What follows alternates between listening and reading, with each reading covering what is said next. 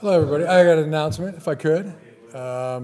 We've elected captains for the 2024 Los Angeles Chargers football team, and we have 3 on offense, 3 on defense. Justin Herbert, Bradley Bozeman, Rashawn Slater. On defense, we have Derwin James Jr., Khalil Mack, and Denzel Perryman. What do you like about that group? I love that group. I love the voting by the players was I mean there were so many good ones to choose from. There's a lot of leadership on this team.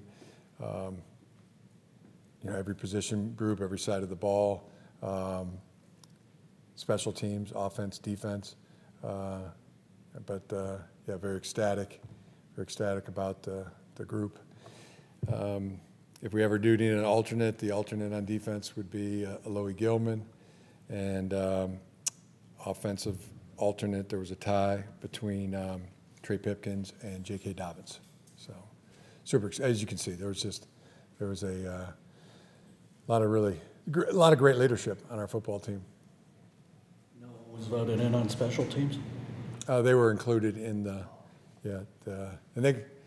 it's the most specialist votes I've ever, in the history of doing this voting with the team, that the specialists got as many votes as they did. All three got Cameron Dicker, J.K. Scott, and Josh Harris got a very good number of votes. They're tremendously well respected on the football team. And then there'll be one special teams captain per week. That'll be based off the previous game's performance, and they'll rotate in as part of the 6 for each game. Didn't see Rashawn during the open period. Is he working through something? Yeah. Okay. Yeah, working through something.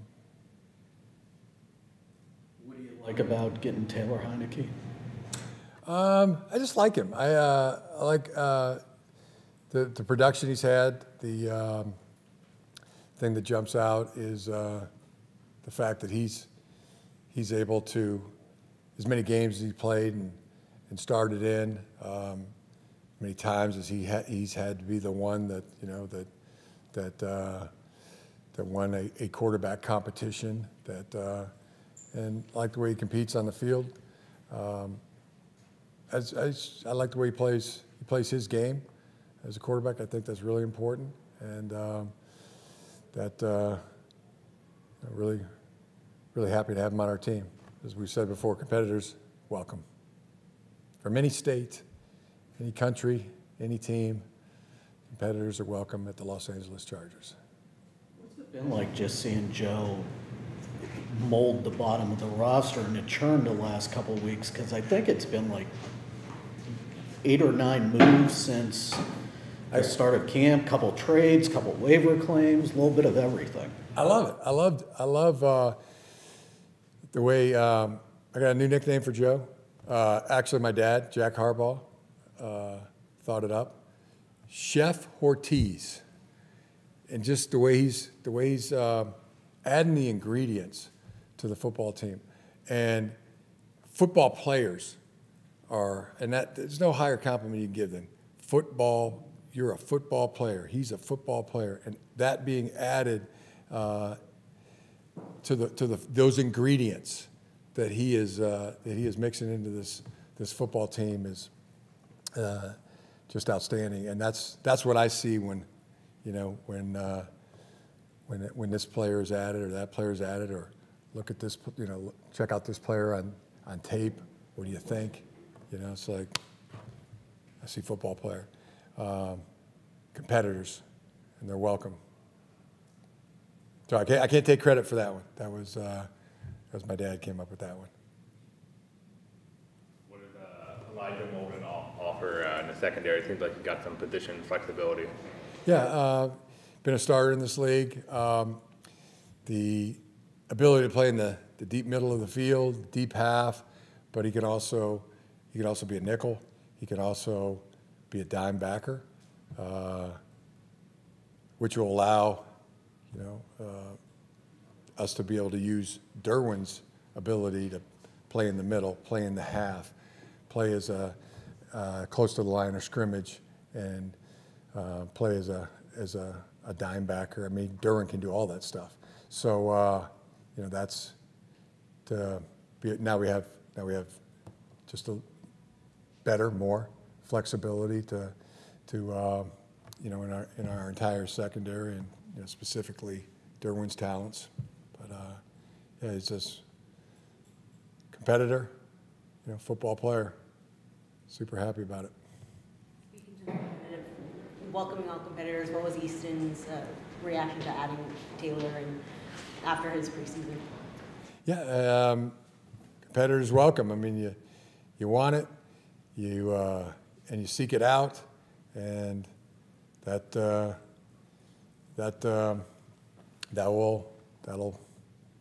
competition will be going on.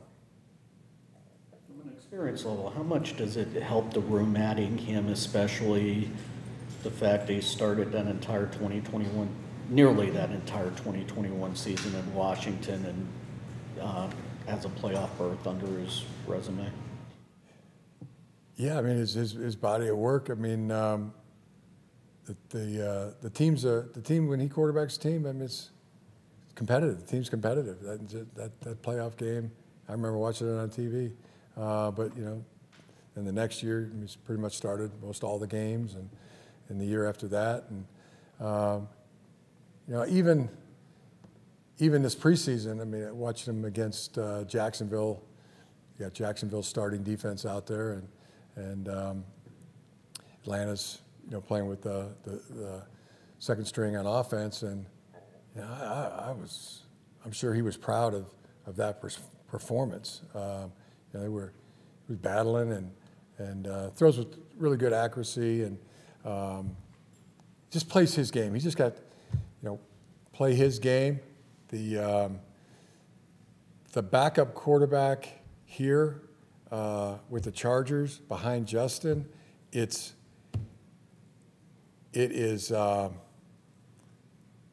just hit me now. I've been watching this for months now, but we have got to coach them separately from Justin.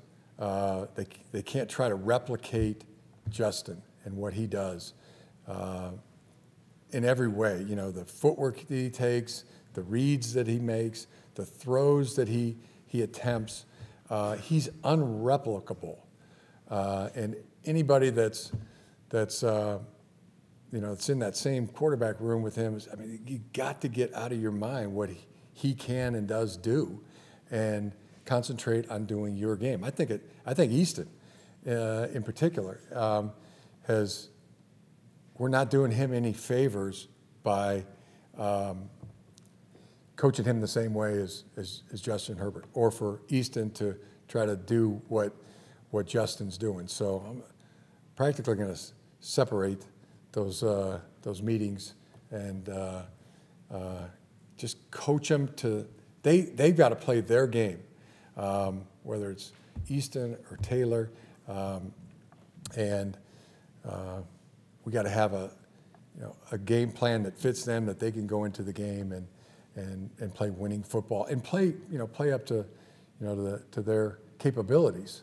So that's something that I feel strongly about, and going to start coaching that way, from yesterday on. That's when it really hit me. But there's the bottom line is there's no other Justin Herbert. There's nobody that can do what he can do. And I mean, nobody else is 6'6", 240 pounds that could stand in the pocket with people draped on him, and still throw a ball 40 yards down the field on a dime, as the young people call it. I mean, that's just him. So yeah, the other quarterbacks on the team, that's the plan anyway. We'll see if we're right or wrong, but I think that's just going to be a more productive way for the team and those quarterbacks that back up Justin. But in that vein, if heaven forbid Justin gets hurt during a game, do you then have in case of emergency, break glass game plan, or how much does the game plan have to contract if there's an injury? Well, it needs to be different. It needs to be what Easton does best, what Taylor would do best, whatever quarterback you're putting in there. It needs to be that. I mean, yeah, is it going to take more work? Yeah, it's probably going to take more work for us coaches. But if that's what's going to give our team a better chance to win, then we're willing to do it. And then just going on past experience, did you kind of have that same back in San Francisco with Alex and Colin, because they were two different quarterbacks and played two different games? Yeah, I had them both, any quarterback I've ever coached, I mean, the fundamental thing for a quarterback is you got to play your game. And something I learned from Ted Marchibroda, rest in peace, Ted, but that's, you got to do you. And so, yeah, that's something. It's just more clear in my mind that I've never been in this kind of situation where, there's the starting quarterback that you can't replicate what he does. That's the difference right now. And you continue to watch, Justin's practice reps and game reps, and I just put myself in their shoes. I put myself in Easton Stick's shoes, and if I'd have been doing that for, the last 4 years, I couldn't have done it. There's nobody that could. I can't think of maybe one or two on the planet that could be like Justin. So that's a new situation because it is. We have a quarterback on our team that you can't emulate.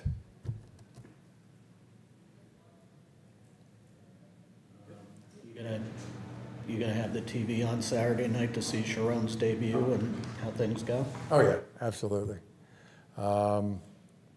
Can't wait. They've had a great camp, and been super productive. Players have done a great job. Sharon's doing a great job, and all the coaches are, and have no doubt that they'll be ready to rock, lock, cocked, and ready to rock. Saturday night in the Big House. Speaking of Michigan guys, yeah. How do you see him fitting into that running back room?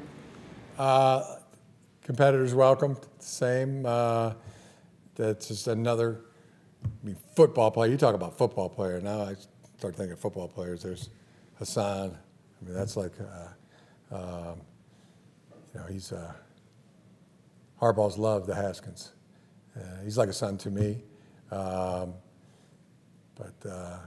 His versatility as a player, he is a hard running back. You block the play for a yard, he's liable to get 3, most often, most of the time. Block it for 2, he'll get 4. And he's a really good pass protector and a game changer, tone setter on special teams as well. He's always been one of those guys that just. Ever since I met him, jumped 6'7" in the high jump when he was in high school. He had 11 sacks as an edge player, and had a lot of runs. He was a wildcat quarterback in high school, and he kind of mush it up in there, and block for 1, he'd get 3. Block for 2, he'd get 4. But whenever they put him at running back, then he came alive, with people blocking for him, and. He's always been a real tough, outstanding competitor and a great player.